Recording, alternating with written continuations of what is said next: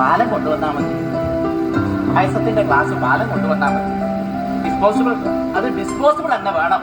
Disposable പറ്റൂല.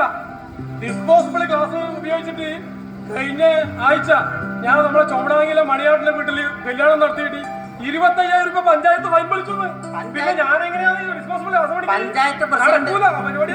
Panchayat president നമ്മുടെ സ്വന്തം ആള്. ഇപ്പൊ വിളിക്കാം പ്രസിഡന്റിനാ, നമുക്ക് തീരുമാനാക്കാം ഇതിനകത്ത്.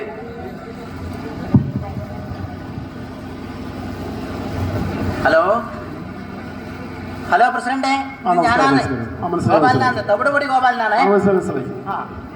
പിന്നെ മകന്റെ കല്യാണം പറയാൻ വേണ്ടിയിട്ടാണ് ഞാൻ പ്രസിഡന്റിനെ വിളിക്കുന്നത്. പ്രസിഡന്റ് നിർബന്ധമായിട്ട് വരണം. സന്തോഷം.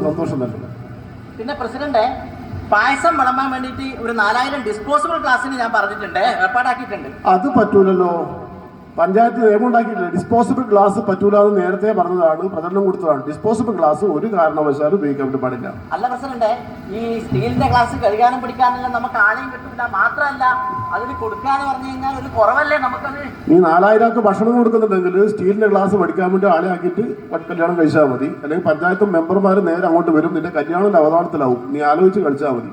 ബന്ധങ്ങളും ചുമങ്ങളും വേറെ കാര്യം. അപ്പൊ എന്തായി? ഞാൻ പറഞ്ഞിടക്ക് എത്തിയില്ലേ കാര്യം? എത്തിയില്ലേ?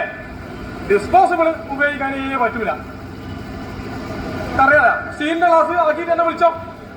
സ്റ്റീലിന്റെ ഗ്ലാസ് ഏർപ്പാടാക്കി എന്നെ വിളിച്ചാൽ മതി. എന്നാലേ എനിക്ക് ഇതിൽ പങ്കെടുക്കാൻ പറ്റൂല. ഇല്ലെങ്കിൽ എനക്കാവൂല. അപ്പൊ സ്റ്റീലിന്റെ ഗ്ലാസ് ആക്കിയിട്ട് എന്നെ വിളിച്ചോ. എന്റെ നമ്പർ അറിയാലോ, 989. സ്റ്റീലിന്റെ ഗ്ലാസ് മതിയെന്ന് നാട്ടുകാരെല്ലാം ചെയ്യാമെങ്കിലും എന്താ നമുക്ക് എഴുതൂടാ.